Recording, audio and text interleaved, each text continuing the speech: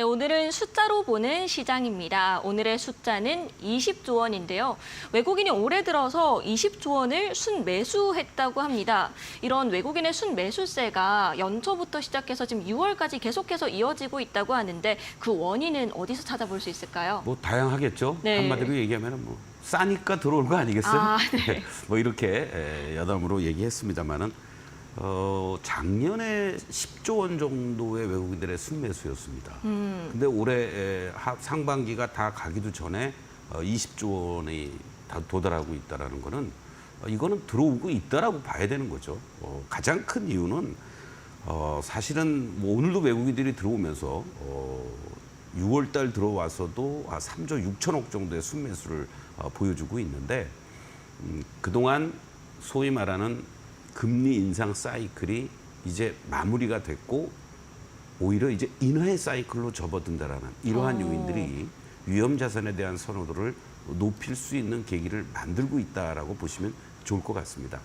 미국 기준으로 사실 2022년 3월부터였죠. 금리 인상 기조를 뭐 계속해서 펼쳐졌습니다만은 지난번에 FOMC 회의 결과에서도 점도표를 통해서 우리가 1회밖에 안 할 거야라고 함에도 불구하고 미국 시장, 뭐 나스닥, S&P는 연일 사상 최고치를 계속하고 있습니다. 네. 1회밖에 안 한다는 게 중요한 게 아니고 한 번을 하든 두 번을 하든 소위 금리 인상의 사이클이 이제 끝났다. 이러한 기대감이 결과적으로 투자 심리를 회복시키는 것이고 그러한 과정 속에서 어떤 산업의 사이클이라든가 특히 우리나라 같은 경우도요. 지속적으로 지금 수출이 증가세를 보여주고 있다는 거. 이거는 전 세계에서 사실 바로미터로 보고 있는 것이 우리나라의 수출입 동향입니다. 네. 특히 뭐 다음 달 초에 바로 발표되는 그러한 어떤 수출입 동향이라든가 또 10일 단위로 관세청에서 발표하는 업종별 동향이라든가 여러 가지 이런 부분들은 전 세계의 경기의 흐름이라든가 이런 면에 있어서의 하나의 가늠자 역할을 해준다는 거죠. 바로 이러한 측면들이 계속해서 국내 수출 증가세가 지속이 되고 있다는 것을 우리가 확인을 해주고 있고 또 수출 견인을 하고 있는 쪽이 바로 어느 쪽입니까? 오늘도 전차 군단들이 아주 좋은 흐름을 보여주었습니다만 반도체 같은 경우도 전년 동기 대비했을 때 5월 달 수출이 51.4%나 급증을 해주었습니다. 자동차를 중심으로 해서의 수출 성장세도 다소 좀 부침은 있지만 계속 우상향을 보이고 있다는 거. 네. 이러한 부분들을 감안했을 때 미국의 뭐 PER을 굳이 뭐 얘기할 필요는 없어요. 우리 시장의 PER 밴드라든가 또는 PBR 밴드라든가 계속해서 저평가되어 있는 거 아닙니까? 그러한 측면에서 정부에서도 K-밸류업 프로그램도 지금 계속해서 가동을 시키고 있고 이런 상황에서 기업이 수출로 우리가 흔한 말로 수출로 먹고 사는 나라라고 합니다. 그런데 수출이 잘 되니까 기업들의 실적은 잘 될 수밖에 없고 그런 측면에서 외국인들이 들어온다라고 했을 때는 업종의 탑티어들 그리고 시가총액 상위 종목들 이쪽을 일단은 먼저 매수할 수밖에 없고 그러다 보면 자연스럽게 매수 볼륨이 커질 수밖에 없는 이런 과정 속에서 작년을 기준으로 했을 때 상반기에 불과한데도 불구하고 20조 원을 순매수했다는 게 긍정적인 흐름이다라고 다시 한번 강조를 드리겠습니다. 그런데 제가 여기서 중간에 궁금증이 하나 생겼는데 월별로 좀 나눠서 살펴보면 4월까지는 분명히 좋았다가 5월에 이제 FOMC를 앞두고 살짝 좀 매도로 돌아서는 흐름이 나온 걸로 알고 있거든요. 현재는 다시 이제 FOMC 결과 나오고 CPI도 둔화세 보이면서 매수로 돌아서긴 했습니다만 혹시나 다시 대외적인 이슈나 뭐 금리 인하 관련된 좀 매파적인 발언들이 나왔을 때 외국인이 돌아설 수 있지 않을까요? 그럼요. 그러한 부분들은 계속 있죠. 뭐 외국인들이 뭐 원사이드 러브로 우리 시장만 좋아하는 건 아니고 네. 그네들의 포트폴리오에 의해서 지금은 좀 위험 관리를 해야 되겠다고 싶으면 우리는 아직도 이머징 국가로 분류가 돼 있잖아요. 네. 당연히 위험 자산을 좀 축소시키기 위한 과정들이 진행이 되는데 감독원에서 월 초에 되면은 지난달에 그런 동향을 발표를 합니다. 소위 상장증권의 순투자 상황들을 발표를 하는데요. 뭐 밑에 채권 부분은 뭐 보실 건 없고 준비가 된 그림 화면 좀 잠깐 좀 보시도록 하겠는데 사실은 4월, 5월 달에도 순매수의 기조를 이어갔고 6월도 현재 계속해서 유지되고 있죠. 그래서 오늘까지의 기준으로 보면은 21조 원의 순매수를 외국인들이 했습니다. 이 감독원에서 발표될 당시에는 6월 9일 현재니까 19조 9천억이라고 이제 나와 있습니다만은 실시간으로 오늘까지의 기준으로 놓고 본다라면은 1월 1일부터 현재까지 21조 원의 순매수를 보였다라고 참고하시면 되겠고 여기서 보유 잔액들을 한번 좀 볼 필요가 있습니다. 네. 791조 원 전체 상장 주식의 시가총액을 기준으로 했을 때 29% 거의 뭐 30%에 육박한 이러한 모습인데 과거에 통계적으로 봤을 때는요 한 30, 한 4, 5%까지도 시가총액 대비해서 외국인들의 비중이 차지한 적이 있었습니다. 네. 제가 이제 30여 년 이상 주식시장에 있다 보니까 그러한 부분들이 있는데 아직도 추가적으로 매수할 볼륨이 충분히 있다라는 거죠. 만약에 저 수치가 뭐 35%를 넘어가고 그런 상황이라면 이거 외국인들이 들어오기가 이제 좀 부담스럽지 않아 이렇게 생각할 수 네. 있는데 저러한 흐름들을 보여주고 있다라는 거는 충분히 더 들어올 수 있는 룸이 있고 아까 이제 우리 앵커께서 이런 말씀하셨어요. 조금 뭐 외부적인 요인들이 흔들리고 하면은 또 팔고 나가는 게 아니냐 이런 얘기들도 하는데 이 국가별 보유 잔액 규모를 한번 우리가 한번 또 체크해 볼 필요가 있습니다. 이거는 뭐 제가 얘기한 게 아니고 감독원에서 어느 나라 쪽 애들들이 들어오는지가 다 누적적으로 통계가 되지 않습니까? 그러한 측면에서 보면은요. 저 791조 중에 미국계 자금이 316조 원입니다. 그리고 유럽계 자금이 242조, 243조 정도가 되겠죠. 아시아 쪽이 117조, 중동 쪽에서 14조인데 왜 이게 의미가 있냐면 네. 과거에는 미국 쪽의 자금들은 통상적으로 패시브 자금입니다. 그러니까 중장기적인 자금들이 들어온다라는 거죠. 뭐 뮤추얼 펀드라든가 또는 연기금 펀드라든가 이런 쪽 애들이 꾸준하게 삼성전자 뭐 조금 안 좋다고 뭐 홀라당 팔고 그러는 거 아니에요. 배당이라든가 이런 것도 잘 받고 그런 어떤 측면으로 접근을 하는데 이 유럽계 자금 애들이 한때는 이 패시브 미국의 패시브 자금이 안 들어올 때는 유럽계 자금이 한때는 국가별 기준으로 1위로 올랐을 때가 있어요. 네. 그 얘네들이 아주 헤지펀드성, 아주 소위 말해서 롱숏 전략을 취하면서 장난질을 많이 하는 자금들이 여기에 포함이 돼 있습니다. 그렇기 때문에 유럽계 자금이 물론 242조도 뭐 결코 적은 건 아니죠. 그러나 이 자금이 뭐 전부 들어왔다 나갔다 한다는 게 아니고 이러한 요인들을 감안해서 봤을 때는 미국계 자금들이 전체적으로 가장 비중이 크고 유럽계 자금의 일부들이 롱숏 펀드를 가지고 해지성 자금들을 장난질을 하는 그런 성격이라는 걸 감안하면 현재 이런 어떤 수출 구조라든가 그리고 또 미국에서의 어떤 금리 인하 기조 전반적인 이런 여건들을 감안했을 때는 외국인들의 어떠한 변동성을 이용해서 일부 매도도 나오곤 하겠지만 궁극적으로는 꾸준하게 순매수 기조를 유지해 줄 수 있는 그런 흐름들이 나타날 수 있다. 이렇게 다시 한번 정리를 하겠습니다. 네, 보유 금액과 보유 잔액 이런 이야기들을 해주셨는데 그리고 이제 외국인 순매수 규모가 21조 원 정도 된다 이렇게 이야기를 해주셨습니다. 그럼 어떤 업종이나 종목 위주로 외국인이 담았을지도 궁금한데요. 네, 제가 아까 이 원고를 보내드리기 전에는 장 마감 전 내용이긴 합니다만은 네. 그 내용들이 캡처가 돼서 그걸 보여드리는 게 좋을지 그게 준비가 됐으면 그걸 먼저 좀 보여주시고요. 만약에 그게 안 됐으면 제가 1월 1일부터 오늘 종가 기준으로 외국인들이 순매수하고 있는 요거를 코스피 코스닥을 구분해서 이 화면으로다가 우리가 한번 설명을 좀 드리고 싶은데 저 화면이 이제 외국인들이 1월 1일부터 어저께까지 매수했던 그러한 순위가 되겠습니다. 먼저 코스피 시장을 보시면 삼성전자부터 시작해서 하이닉스, 현대차, 결국은 IT, 자동차, 삼성전자 우선주도 들어가 있어요. 네. 현대차, 기아 당연한 거고요. 그리고 또 전력과 관련돼서 대표적인 대장주였던 HD 현대일렉트릭이 차지하고 있고 그 다음에 이제 뭐 밸류 프로그램과 관련해서 KB금융이라든가 뭐 삼성생명, 우리금융지주 뭐 이런 정도 들어가 있고 방산 쪽에서 하나 에어로스페이스와 현대로템 그리고 준 지주사 성격인 SK하이닉스와 SK스퀘어는 같이 샀다고 보시면 되죠. 그럼 답이 딱 나온 겁니다.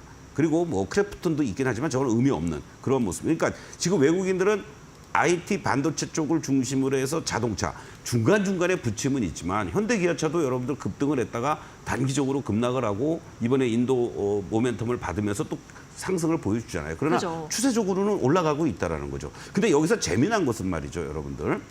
삼성물산 같은 경우도 밸류 프로그램으로 매수를 했는데요. 현재까지의 상황을 보면 외국인들도 깨져요, 여러분들. 11%나 평균 단가 대비하면 손실 보고 있습니다. 삼성전자 우선주 같은 경우도 2.95% 손실을 보고 있고 우리 금융지주 같은 경우도 0.47% 손실을 보고 있어요. HD 현대일렉트릭 같은 경우는 50.8%의 평균 수익률을 보여주고 있는 거고 하이닉스 21%. 삼성전자도 외국인들도 깨져 있습니다, 지금. 3.89%. 그러니까 우리가 여러분들 여기서 주목해야 될 것은 외국인들이 무조건 순매수 기조를 이어간다라고 해서 다 좋은 수익만 나는 게 아니고 궁극적으로는 수익이 납니다. 궁극적으로는. 만약에 이게 오늘 연말까지 움직임들을 봤을 때 진짜 삼성전자가 어떻게 플러스로 전환이 될지 연말 돼서 이제 한번 또 특집으로 우리가 한번 체크해 볼 필요가 있겠는데 그런 것도 한번 여러분들 참고해 주시면 좋겠고 자 코스닥 쪽은 사실 미미하죠. 코스닥 쪽에서의 움직임들을 보시면 전체적으로 이러한 그 그림들이 연출되고 있는데 제일 많이 산 게 역시 알테오전입니다, 여러분들. 알테오전을 제일 많이 샀고 그 다음에 이제 전액 부분에서의 엔캠도 많은 그러한 매수세를 보여주었는데 네. 그 다음에 뭐 수비라든가 아프리카 TV가 이제 사명이 개명이 된 거죠. 그리고 에코프로라든가 그리고 또 유진테크, 재룡전기, 테크잉, 서진시스템, PSK, 동진세미캠, 대주전자재료, 솔브레인, 원익 IPS, 클래시스, 파크시스템 이렇게 있는데 이 중에서 대부분을 차지하는 게 결국은 IT 소부장 쪽들이라는 거죠. 그러니까 지금 현재 시장을 끌고 가고 있는 큰 그림에서 테크잉 같은 경우는 여러분들 77%, 그리고 재룡전기 51% 이러한 모습을 보여주고 있고 물론 현재 시점에서만 놓고 본다라면 대주전자재료 같은 경우에도 16%의 이러한 누적적인 수익률, 평균 단가 수익률을 보여주고 있는데 큰 그림에서 보면은 외국인들은 철저하게 일부 특별한 알테오전 같은 것들을 제외하면은 IT 소부장 쪽을 중심으로 연초부터 지금까지 계속해서 누적적인 수익률 또는 순매수 기조를 유지하고 있다. 물론 이것을 단위별로 월간 단위라든가 어떠한 주가의 고점과 저점을 대비해서 끊어서 볼 수도 있습니다. 그러나 여러분들에게 편리상 이렇게 외국인들이 어떠한 섹터라든가 종목들을 사고 있는지 참고적으로 말씀을 드리기 위해서 편의상 상반기 현재까지의 그러한 누적적인 순매수 기조를 보여드렸으니까 이러한 부분들을 우리가 참고하면서 외국인들이 이러한 업황의 사이클이라든가 그리고 또 전체적인 어떤 주가의 볼륨들을 감안했을 때 이쪽들로 들어오는구나 이렇게 정리하시면 좋을 것 같습니다. 네, 앞서서 살펴봤듯이 뭐 반도체 대표주들이나 자동차 대표주들이 흐름이 좀 좋았잖아요. 그런데 과거에 외국인 투자가 증가했을 때 실제로 대형주가 중소형주보다 더 양호한 흐름을 보였다 이렇게 알고 있는데 그러면 앞으로도 외국인의 순매수 기조가 이어졌을 때 뭐 대형주 중심의 강세장이 펼쳐질 거다 이렇게 정리할 수 있을까요? 결론적으로는 저는 그렇게 봅니다. 네.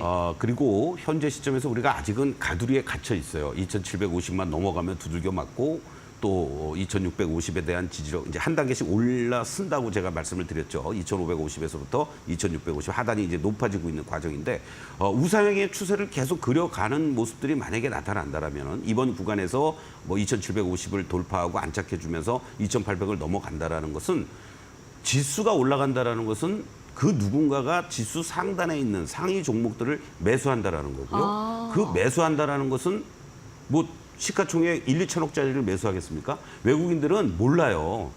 외국인들이 여러분들이 미국 주식시장에서 빅4, 매그니센트, 세븐 이런 종목들을 알듯이 다른 종목들은 모르지 않습니까? 네. 그러니까 외국인들도 뭐 우리처럼 뭐 이름도 모르는 이상한 종목들을 모릅니다. 그런데 한국의 현다이, 삼성전자 이건 알아요. 그렇죠. 그렇죠? 그리고 그네들이 자금을 집행하는 데 있어서는 펀드에서 예를 들어서 뭐 1조 정도 되는 펀드다. 그러면은 7, 80% 정도는 시가총액 상위 12종목권으로 비율대로 매수해라. 그리고 나머지 가지고 뭐 펀드 매니저의 재량이라든가 또는 한국 만약에 런던 사무소다. 또 뭐 뉴욕 지사다. 그러면 국내에 나가 있는 기관 애들이 리포트 받아가지고 이런 게 좋습니다. 테크인이 좋아 보이니까 이런 것도 좀 괜찮습니다. 이렇게 할 때 그네들이 입맛에 맞으면 좀 매수 좀 들어오고 하는 거죠. 그리고 여러분들이 착각하기 쉬운 것 중에 하나가 뭐냐면 요즘은 조금 덜하긴 합니다만은 이 가벼운 종목들 시총 뭐 5천억 이하짜리라든가 3천억 이하짜리들이 외국인들이 매수하는 것들은요 전부 다 검은 머리 외국인이다. 이렇게 여러분들 이해하시면 됩니다. 예. 네, 이렇게 한번 다 같이 짚어봤는데 그럼 종목이나 섹터별로 조금 더 자세하게 알아보는 시간 가져보도록 하겠습니다. 먼저 어떤 섹터 함께 볼까요? 저는 뭐 지난 시간에도 한번 여러분들께 말씀을 드린 바가 있었던 것 같아요. 현재 시장에서 이제 가장 핫한 섹터 업종들은 반도체 쪽이 되겠고요. 반도체 쪽에서도 HBM이 일단은 주도를 하고 있다 이렇게 말씀드릴 수 있고 또 우리 시장이 가려면 이 전차 군단 과거에도 뭐 대중국 경기가 화랑이 됐을 때 그때는 차화정 시장이라고 그랬습니다. 그렇죠? 네. 그리고 또 한때는 전차 군단이 있었습니다. 이 전차 군단이 다시 돌아올 가능성도 상당히 높지 않을까 이런 말씀을 드리면서 반도체와 그리고 자동차와 그리고 미국의 인프라 투자와 관련된 그리고 또 AI 투자와 관련된 전력 설비 이쪽 부분은 앞으로도 올해 내년 늦어도 상반기까지는 계속해서 움직여줄 수 있는 그런 섹터들 아니겠느냐 이렇게 보고 있습니다. 다만 여기서 이제 조심해야 될 것은요. 반도체 쪽들 중에서도 SK하이닉스, 삼성전자는 이제서 만약에 올라올 수 있는 자리들이 되는 거고 그거와 맞물려서 이스페타시스도 이제서 다시 올라오는 과정이 있습니다. 다만 한미반도체와 SK하이닉스는 조금은 숨고르기를 하면서 진행이 될 가능성이 높다라는 거. 그러니까 종목별로 저렇게 만약에 섹터별로 대장주들인데 외국인들이 사는데 오늘 외국인들은 어떻습니까, 여러분들? 삼성전자 집중적으로 매수했습니다. 그쵸. 그리고 한미반도체보다는 이스페타시스를 집중적으로 매수했어요. 이러한 부분들을 여러분들이 염두에 두시면서 대응을 해야 된다는 것을 반드시 명심하시면 좋겠고 그리고 자동차 쪽도 마찬가지죠. 오히려 어제 오늘 인도라는 그러한 어떤 모멘텀이 있긴 했지만 그전에 자동차들이 먼저 올라갔습니다. 삼성전자 빌빌거릴 때. 그리고 나서 다시 조정 보였다가 이런 모멘텀으로 올라가고 있다는 거죠. 바로 이런 부분들. 또 현대오토에버 같은 경우도 어저께 제가 뭐 여러분들께 오늘의 공략주로 말씀을 드리긴 했지만은 결국 13만 5천 원부터 14만 원, 15만 원이 저항으로 작용이 됐던 모습에서 지지와 저항 속에서 오늘 15만 원을 안착해주고 16만 원을 향해서 넘어가는 이 모습들이 나타나고 있다는 거죠. 네. 그리고 현대모비스 같은 경우도 밸류 프로그램으로 지속적인 상승을 보였다가 일순간에 다 급락을 했습니다. 그러다가 뭐 정문구 회장님의 뭐 위중설 뭐 여러 가지 얘기들이 나오다 보니까 이런 얘기가 나왔는데 결국은 현대모비스 같은 경우도 아직 본격적으로 수급은 들어오지 않지만 지금 자리에서는 여러분들이 충분히 접근해 볼 만한 그런 위치. 결국은 지금 사실 정문구 회장이 안 보인 게 몇 년 됐잖아요. 네. 여러 루머도 나오기 있긴 합니다만은 그렇다면 연말로 가면 갈수록 뭔가 거버넌스와 관련된 얘기들이 나올 만한 시점 아니겠느냐. 또 현대오토에버가 바로 정의선 회장이 개인적 지분을 7% 이상 갖고 있습니다. 네. 바로 이런 측면을 여러분들께 이제 말씀을 드리는 거니까 이런 거하고 맞물려서 접근해 보면 좋겠고 지금 전력 설비 관련해서 제일 대표적인 것들 뭐 LS 삼총사를 비롯해서 HD 현대일렉트릭이라든가 효성중공업 같은 종목들도 사실은 고점에서 지금 쉬어가고 있는 타이밍입니다. 그러니까 제가 여기서 방송에서 지금 얘기한다고 무조건 또 사야지. 이거 잘못하면 물리는 자리예요. 잘못하면 여러분들. 그렇기 때문에 쉴 때 어느 정도까지 쉬고 그리고 외국인들이 다시 재매수를 가동하는 뭐 하루 이틀 샀다 팔았다가 아니라 추세적으로 다시 또 사주는지 그런 것들을 여러분들에게 편하게 보여드리는 게 바로 매직 솔루션 아니겠습니까? 그런 부분들 참고하시면 좋지 않을까 이런 말씀을 드리겠고 이제 또 다른 측면에서는 상대적으로 저평가돼 있거나 신성장 섹터로서 뭐 정책 관련주로 부각이 될 수도 있긴 합니다. 그런 쪽도 여러분들이 좀 관심을 가지면 좋을 것 같은데 대표적인 게 오늘도 뭐 대내외적인 이런 불확실성적인 이러한 요인들로 인해서 또 흔들렸던 2차 전지 쪽들 얘네들은 지금 단기에 어떤 뭐 2, 3% 빠졌네, 올랐네 이게 중요한 게 아니고 7월 초 중순 이후에 2분기 실적들이 발표가 되면서 향후에 어떤 뷰라든가 이런 부분이 어떻게 되느냐에 따라서 지금 종목별로는 일부 소재 쪽단을 중심으로 해서 올라오고 있는 것들이 있죠. 뭐 대두전자 재료라든가 나노신소재 같은 종목도 있고요. 그리고 에코프로 삼형제들이 우리 투자자 여러분들을 많이 지금 힘들게 하고 있습니다만은 그 시점을 우리가 좀 잘 잡아야 될 그 노력도 제가 이 시간을 통해서 여러분들에게 말씀을 드릴 예정이고 또 셀 쪽에서는 삼성 SDI를 또 무엇보다도 정보체 쪽 부분에서 제일 앞서가고 있는 쪽이니까 그것이 상용화 여부를 떠나서라도 긍정적인 흐름으로 조금 더 여러분들이 지켜보면 좋지 않을까 이런 말씀을 좀 드리겠습니다. 그리고 또 말씀드릴 수 있는 것이 이제 AI와 반도체와 로봇과 어떻게 보면 삼각동맹이라고도 볼 수 있거든요. 바로 그런 측면에서 로봇 관련주들도 이제 저점을 잡아주고 기간 조정 이후에 조금씩 고개를 들려는 이러한 모습들이 나타나고 있습니다. 네. 물론 개별성 재료를 가지고 있는 로봇 관련주들도 있지만 외국인들이 들어올 수 있는 기준을 가지고 여러분께 말씀을 드린다면 뭐 레인보우는 당연한 거고요. 그리고 또 두산 로보틱스라든가 또 엔젤 로보틱스 이런 어떤 대기업과 연관이 되는 이런 쪽들을 좀 더 관심 있게 보시면 좋지 않을까 이렇게 말씀드리고 신재생은 뭐 정부도 그렇고 여러 측면에서 계속해서 성장해 나갈 수밖에 없는 또 유럽 쪽도 이제 뭐 탈원전을 폐기하는 이러한 흐름으로 이제 가고 있으니까 뭐 두산 에너빌리티라든가 한전 기술이라든가 거기에 연동이 되는 뭐 한전산업, 우진엔텍, 또 BHI 이런 종목들 이런 쪽을 좀 여러분들이 계속 관심 있게 보시면서 워낙 지금 동해 가스 유전 개발과 관련된 흐름이 나타나다 보니까 이쪽들이 조금은 소외되는 듯한 느낌을 네. 갖고 있습니다. 수소 쪽이라든가 뭐 태양광 이런 쪽도 그런데 조금 만약에 보유하고 계신 분들은 이제 순서를 좀 기다리면 어떨까 이런 말씀드리고 오늘 같은 날 뭐 우진엔텍이 다시 또 고개를 들고 있단 말이죠. 이런 부분도 우리가 체크해야 될 요인 아니겠느냐 이렇게 말씀을 좀 드리겠습니다.